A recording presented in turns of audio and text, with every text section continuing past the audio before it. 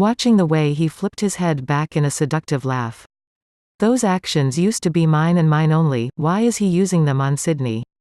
Strange, curious jealousy floods through me at the sight, and I quickly shake my head. I can't be affected by Xavier.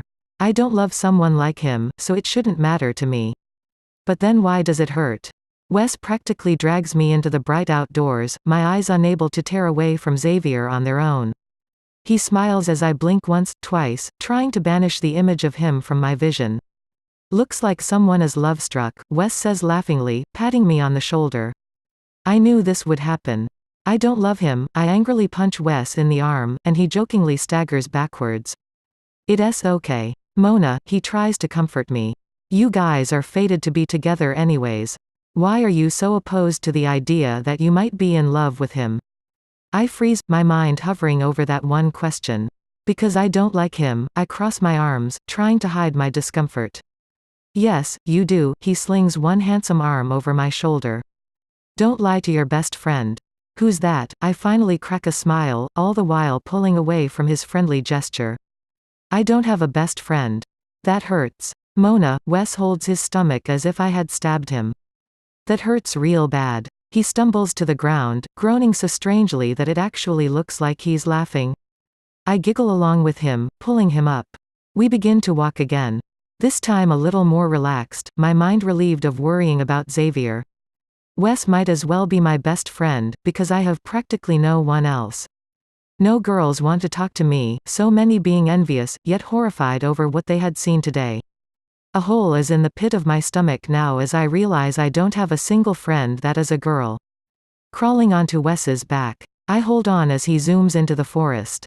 It is almost as if we disappear, only a whisper of reality as we whisk through the trees like a shifter would. I feel weightless, as if I am flying as we travel.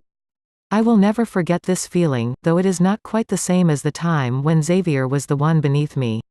Whenever Xavier is the one carrying me, I can feel the pounding of his heartbeat, the warmness exploding between us like fire. Suddenly we halt, and I find myself in the middle of a vast clearing in the forest. I soon recognize it to be the backyard at the mansion, one so large that it would easily swallow 5 football fields. The rich, enhanced air of the garden wafts to our nostrils, the sky clear and blue. I twist my head to look up at it, up at the sparse birds fluttering through the horizon like little, lost children. But then, to contrast with the innocence, fiery hell was peering with eyes of red into my soul. This time the possessed one is a woman, beautiful and elegant with ebony hair and creamy white skin. However, she is writhing about in agony, and my heart suddenly aches for her. Just a few days before, I would have been jealous of her for being so beautiful. Now I know what a curse it can be. Cuts stretch across her arms like veins. Dark red blood oozing forth like lava from the depths of the earth. Both of them are being held down by Ray and Yi, her long nails scratching at their skin. It is quite strange to see, their arm constantly drawing forth blood then retreating as the wounds heal almost as quickly as they appear. But the pain is still there, every time she pierces their flesh, a wince comes forth on the corner of their lips. A smile stretches across her flushed cheeks, one corrupted by malice and mischief. Such a pretty monster. I walk up to her, bending to look at her eyes closely. There is even more redness than the other boy I healed, so red that I am convinced she had been possessed for a very long time. She was a bad one, I ask them wonderingly. Terrible, Wes groans. She had already killed 30 people by the time we even reached her. It might be better just to kill her, Ray says softly. She's wanted everywhere. She will probably be on death row in a couple weeks. Anger builds up in me, combined with horror and pure disgust. It's not her, I say sharply. It is the shifter inside her. Why should we kill her for something that isn't her fault? I lean over her, watching her form in the green grass. My finger trembles slightly as I place it on her forehead, shaking even more as I am immediately enveloped in voices. These voices are very weak and the boom of the overwhelming drum is drowning out everything. I can't even hear her voice, only sense her tiny protest as it drowns in the depths of torture. How can I help her, who is so lost? Suddenly I feel a terrible pain in my hand, and I jerk it away. Red smears across the tip, a throb in my index finger growing. I gasp as I realize she had bitten me, a bit of her blood on the end of her tooth. She is staring at me with real hate. A cackle emitting from her lips. Quickly I wipe my hand on my shirt and with a newfound determination, plop my entire hand on her forehead. I will not lose to this. I search for the presence, amplifying her with all my might. All my strength, all my hope is poured into her, trying to help the one oppressed. Funny how the one hateful action fuels my drive towards the shifter's demise. A pair of hands seize me right before I fall into the darkness, no energy left. The draining of my force ceases, and I land into a warm embrace. Almost immediately the energy returns, fulfilled as peace comes.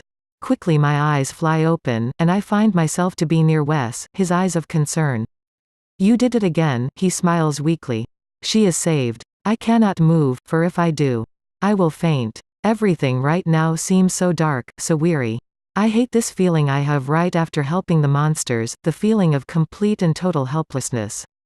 I always, at times like this, see my father with his eyes of red stare into my soul, cackling as he stabs a knife into my heart. Reality dances a little further, a hair's breadth away from my grasp. Everything becomes woozy, and I become aware that this is the end. Sleep has come to take me, and the death is on its heels.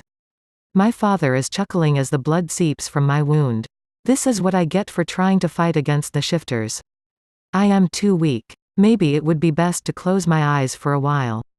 Asterisk asterisk asterisk. Mona, a voice whispers, on the edge of my almost non-existent thoughts. I am floating, suspended in time. For now, I am dead. Dead to my hopes. Dead to my troubles. Dead to reality. A hand shakes my arm. Please wake up. Mona, the voice serves as a fishing rod, reeling me to surface no matter how much I want to lay beneath the murky waters. I cough and sputter, unwilling to revive myself. Being dead is so peaceful. What? I groan, my eyes cracking open. The first thing I see is a clear, white ceiling. Then, there is a face. Jake, I wonder, spotting the crystal hair and the light skin. Yep, that's me, he grins with a vibrant smile someone could only describe as perfect. No one else is around me, only the soft breeze and velvet covers. I peer up at his face as he continues to talk, obviously unwilling to surrender me to the void once more. Xavier was here, but he had to go to his room to get ready for something about 30 minutes ago, he chatters. We are all sort of used to you fainting by now. This one was pretty bad, about 3 hours. It is almost 6 o'clock already. 3 hours, I shake myself free of the suffocating chains. Usually it is around 30 minutes. She must have sucked every ounce of energy I had. Anger flashes through my head at the thought that the beautiful woman took 3 hours of my life. Not that it matters anyway. I'm immortal now, I suppose. It is rather hard to believe that I will be stuck with them forever. At first it sounded appealing, but now the thought of not living out the rest of my life seems dull and boring. It is as if we took a videotape, pressed pause on a certain scene, and threw away the remote. I never should have agreed, and I wouldn't have if not for my parents. But now it doesn't matter so much. It isn't like banishing these shifters or helping my parents come back to life. However, it gives me a good feeling, as if my life is actually worth something. Although what I am now living isn't true life. Wes is taking her to a nearby airport to send her to Europe. Apparently she knows some French, and we found a passport in her wallet. Anywhere right now is better than America, he smiles slightly. Did she remember what she had done, I question. He shakes his head. When the shifter left, so did her memory. Just like the last few. A sad, defeated feeling enters my chest. Shifters are so mean, just waltzing in and ruining people's lives for fun. Look at how they ruined me. I am who I am because of them. Is that a good thing, or a bad thing? I sit up, watching Jake stare out the window. He is alight with wonder, seeing the leaves shake off the trees and dance in the nighttime wind. They are swirling, twisting and diving, dipping and weaving, waltzing in the sky. I turn to look at them also, my small, red lips parting in a smile. The sun is hanging just over the ground, so close that they are barely an inch apart. The orange and purple are just beginning to spread across the horizon, and the garden flowers are shining like jewels in the light. Then, I turn and peer at my own skin in its radiant beauty, creamy skin without a flaw. My hands are slender and smooth, along with my feet. I slide off the bed, walking to a mirror. For a minute, I watch my body in all its elegance, its perfection. I hate this body, for it has brought me much sorrow. Beauty has a terrible, terrible price. Mona, are you okay? Jake comes to stand beside me, placing a hand on my shoulder. He must have spied the small, almost invisible tear brimming in my eyes. Yes. I'm fine, I bluff, slowly pushing him away. Never been better. That's a lie, he says softly. There is a pause while I just stare at myself, trying to believe the person in the mirror is truly me. After a few more seconds. Jake can't take it. Go talk to Xavier about it, he points towards the doorway. Maybe that would be best. After a moment of contemplating, I edge out of the room, heading towards Xavier's chamber slowly. My vision is still shaking, wobbly as I stumble over to the door. I think back to the school, when Xavier was talking to Sydney. Jealousy strikes like lightning, and I quickly shake my head. I don't want to remember. I don't want that green envy to blossom within me until there is no containing it. I knock on the door, feeling the carpet beneath my feet crinkle slightly. Who's there? Xavier opens the door slowly, looking out at me. Immediately his icy cold green eyes scan me, as if I am only a parcel. He seems tired, his handsomeness rugged. Slight circles are beneath his eyes, and he is wearing a t-shirt and jeans. I detect strong cologne that nearly makes my eyes water, mixed with that attractive scent that is on him naturally. What's with that cologne? I walk into the room, trying to find the bottle it came from. It is so strong, not that it doesn't smell good, but its presence is suffocating. Xavier chuckles, immediately spiking my interest. We both have strong senses of smell, he smiles. But regular people don't. He feels so cold to me right now. Why is that? But there are no regular people here, I point out the obvious. Only werewolves and me. There is a brief silence as Xavier checks his watch. Oops, got to go, he says. I am going to be late. He shoots me a brief smile, and before I can protest, lands a kiss on my forehead. Then he starts walking out of the room, inciting my anger. Where are you going? I yell after him, but no response follows. Running into the hallway, I race to the garage. He is sliding into a car, the Mercedes that is used to impress people. Why is he driving? And why not one of the cheaper cars? Is he going back to that stupid club he said he would stop visiting?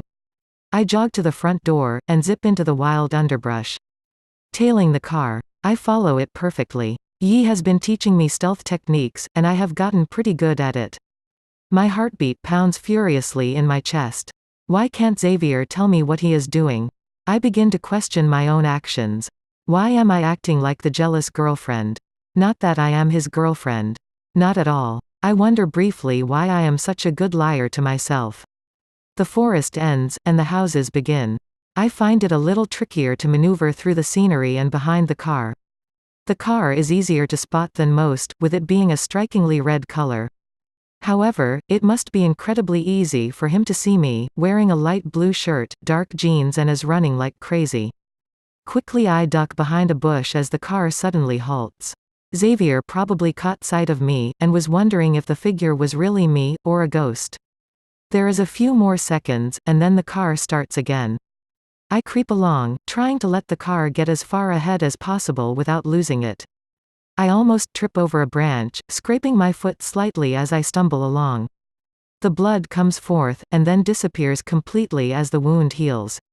With the fast recovery comes remembrance, and I recall Sydney's deathly sharp nails as they scraped across my cheek. With a shudder, I shake myself free of the daze and follow the car into a strange neighborhood. The houses are huge here, almost like mansions. It reminds me of Ken and Barbie's dream house, a perfect world for the perfect couple. Suddenly I think of how Barbie, the perfect girl, must have felt when she gained envious girls' fondling and young boys' hatred. The car stops in front of a gigantic house, the biggest one in the neighborhood. It is a creamy color, with enchantingly tall pillars and a beautiful, yet small fountain in the yard. Gorgeous flowers line the walls, and a huge set of marble doors stand proudly in the front. It is beautiful, almost as elegant as the mansion in the forest. The door swings open, and a slender, yet built man exits the building. I gasp. Ian. He swings down the stairs with a swagger that suits him so well, sliding into the car smoothly. I suddenly hear Ian muttering, my brain shockingly processing Ian's words. I thought I wouldn't have to go to her stinking party, he says sharply. Why do I have to help you, anyway? Because if you don't, I'll beat you up, a melodious, joking voice replies, a hint of seriousness is involved. Whatever, he slams the door shut, and suddenly I hear nothing except the grumbling of the engine. What party would be going on right now? I think briefly about the terrible feeling in my stomach. This feeling is usually associated with one person, one I know very well. Didn't Sydney say she had a party on Monday? But if I go to the party, then won't they see me? How am I going to slip in without being noticed? A stupid, obnoxious plan forms in my head, and I immediately act upon it. I walk to the door after the car drives away, standing on the flawless floor. Excitement ripples through me as I raise my knuckles and knock.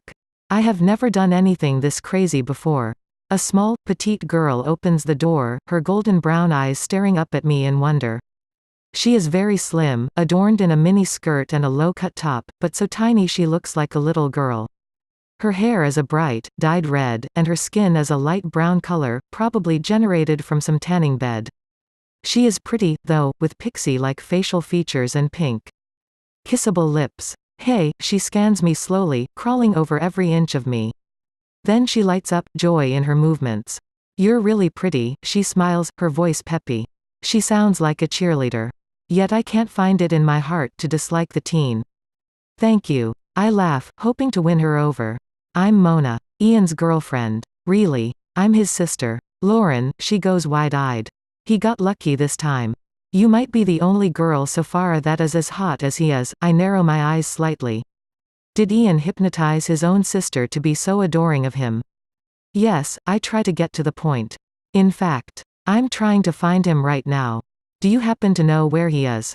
Ian, she peers into the road.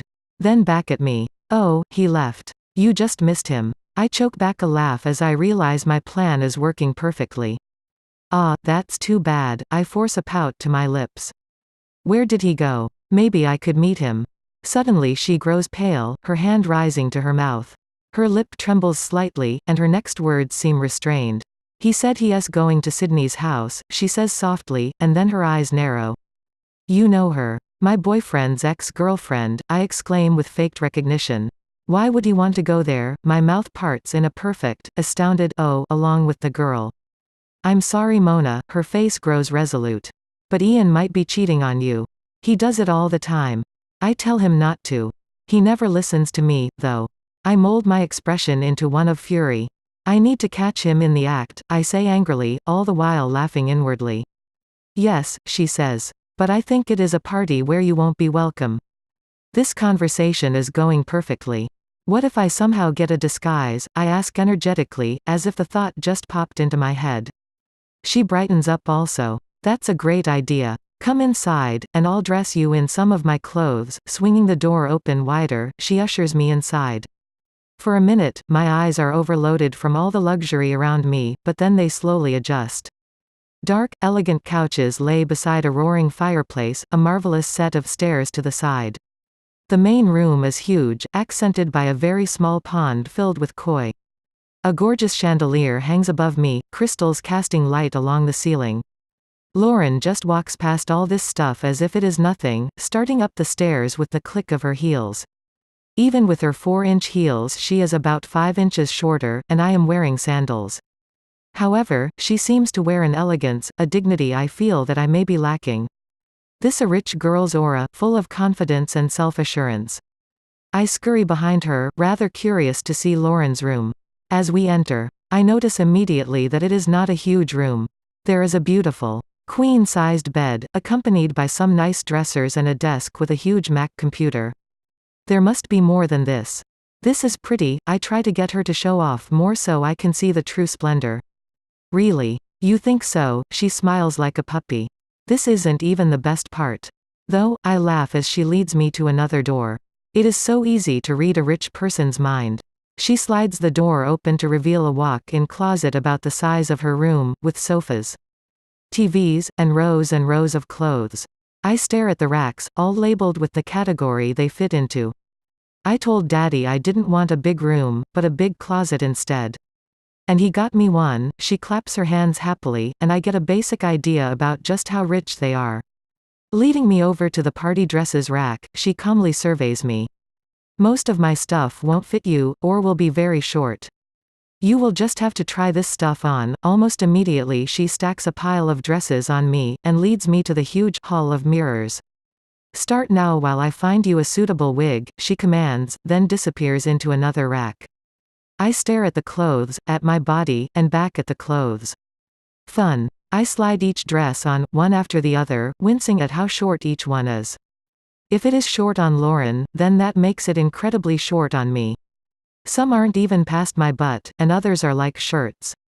I find a simple, yet seductive dress out of the pile, designed to reach right past Lauren's knee, and slide it on. It fits perfectly, although the skirt hits mid-thigh. I decide to simply settle with that, liking the simplicity. Lauren waltzes in with a dark black wig, straight and shiny. With a flourish, she pulls out a pair of black stilettos from the bucket by my side and practically throws it at me. I think we are similar shoe sizes. Squeeze into it, okay. She pulls my hair back into a bun, placing the wig over it.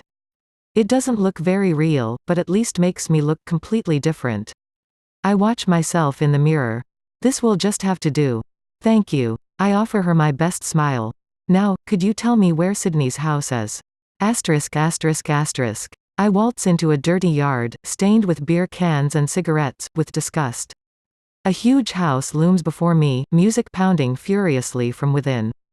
People bubble around the entrance, many lounging on the several chairs outside. There is much movement inside the house, several girls in bikinis and others in dresses like mine. There must be a pool around there, for so many people to be in swimsuits.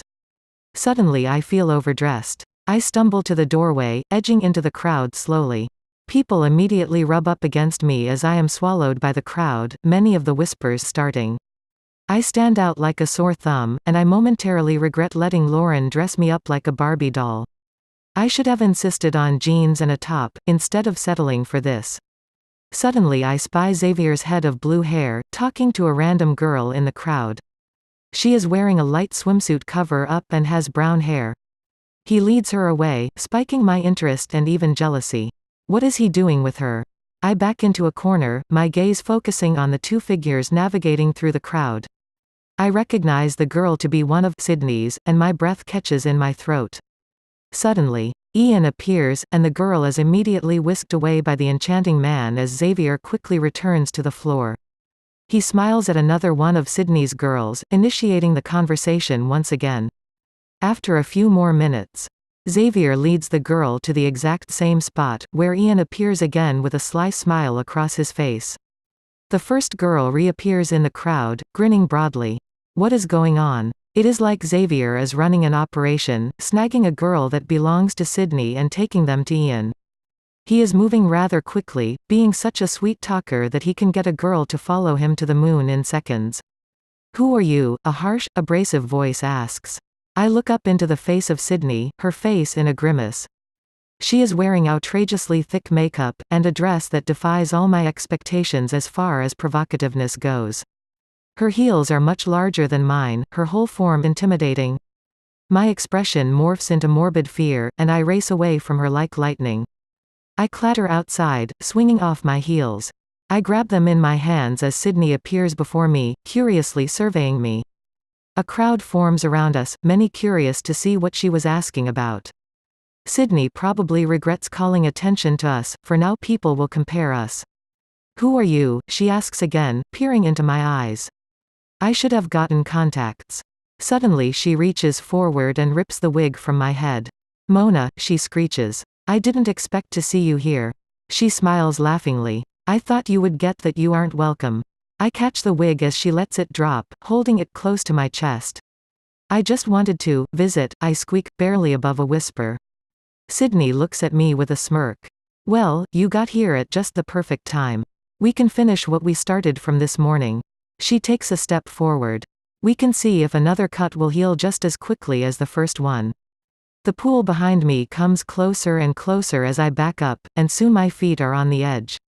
There is no place to run. No place to hide. Leave my girlfriend alone, a smooth, commanding voice erupts, and a muscled arm links to mine. Sydney's eyes grow wide, and she smiles weakly. Girlfriend. So it is official, she says rather bitterly. Congratulations. I look up into Xavier's face to find he is glaring at Sydney. His beautiful blue hair is sparkling along with his green eyes, and his arm feels so warm. However, what shocks me so much are his words.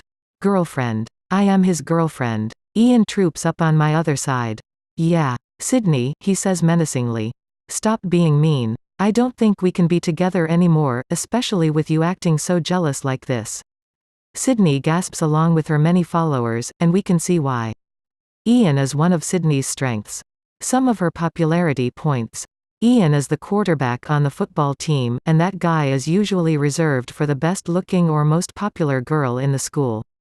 It is at this time that Sydney must realize that her throne has been usurped. We start walking towards the front of the house, when the snake spits out some last-minute venom. I wish you had died when I pushed you the other day, she hisses as we pass her, each word like a lash against my skin. I haven't ever had someone hate me this much before, and I have to admit, it hurts. Xavier suddenly turns, fire alight in his eyes. He is like a bull, ready to run someone over while he stares at Sydney. With sudden force, he crosses over to her, and shoves her in the cold water. She squeals, splashing underneath the surface. Without another word, both of the guys escort me out of the house and into the car. People stare at us on the way out as if we are aliens, as if they don't know us. Well, this is an interesting development. Xavier unloads me into the backseat as if I am cattle, the other two grabbing the front. As the engine roars to life, we bathe in silence, and I feel, for some reason, as if I am about to get scolded. Mona, he sighs finally, making me jump when he says my name. Why did you come? There is a pause as I dig for an answer that doesn't sound like admitting I was jealous. I just wanted to meet you there, I meagerly reply, my answer not even sounding true to myself. Xavier laughs, a noise that makes my heart flutter. That's a lie, he grins. I saw you following me all the way to Ian's house.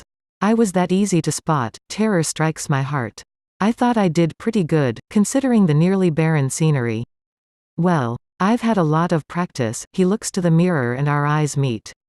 Right now, they are soft, full of laughter and sweetness.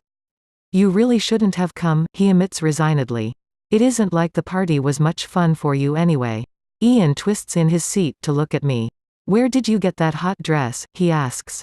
It looks like something my sister would wear. His eyes rake over me appreciatively, a smirk gracing his lips. I begin to feel uncomfortable. Yeah, Xavier threw in. I don't remember you having anything like that at home, his eyes narrow. Something tells me he doesn't like me wearing a dress like this. I tried to stop, but Xavier's eyes urged me on. Borrowed it, I stare at the dress, how it seems perfect even after I traveled through that crap. The stilettos are still in my hand, along with the furry mess called a wig. He stares at the wig as if it is a monster. Well, whatever the reason. You didn't have to follow us. We were trying to wipe the evidence of your cut healing so quickly. That's all. Xavier quickly diverts the subject, and I breathe a sigh of relief. Really, I reply. That does seem to make sense. I feel like a stupid idiot now. So what about Ian? I hypnotized them, Ian says proudly. Into believing they had never seen it. And we were about to get to Sydney, Xavier snapped. Until you just had to make a scene. That was Sydney, I huff. Leave me alone. Anyways, the point is to trust me. When I leave you behind, it is usually for a reason, Xavier finally scolds, and I shudder a little under his calm criticism. Ian winks at us. Leave her behind. You guys stay at the same house. We both ignore him. Well, you could tell me the reason, I say softly. Instead of keeping me in the dark. Oh, I will, from now on, he grins. To stop you from following me, I suddenly get the feeling that Xavier won't let off of this topic for a very, very long time. We stop at Ian's house, and he practically jumps out. Thank you, Ian, I call, and he gives me a little wave as he climbs up the steps to the doorway. Right before we roll out of the driveway, I see Lauren run out and pounce on her brother, smiling broadly. I look at them enviously. What I would give for a normal family. Zooming home in silence, we gaze at the beautiful flowers as they fade into towering trees. Xavier, I finally say, as we are buried in the forest. Xavier looks back at me. Yes, he says, gazing into my soul. Do you understand forever? How do we know if we are immortal? I try to phrase these questions correctly, these questions without a true answer. I have never understood forever, although I may be able to grasp it a little bit better than you might. He stares at the road, his hair ruffling in the air. I have been a werewolf for a while now, and watching your friends shrivel up and die while you stay perfectly the same is rather disturbing. It gives you the feeling that you are not even real, not even a human. Time and time again I check the obituary to see that one of my parents' friends is dead, living to be even 80 years old. I always think to myself, I know them. I used to talk with them. My parents were the worst. They made me cry the most. You know why. Mona. Because you loved them the most. Because they were my only links to reality.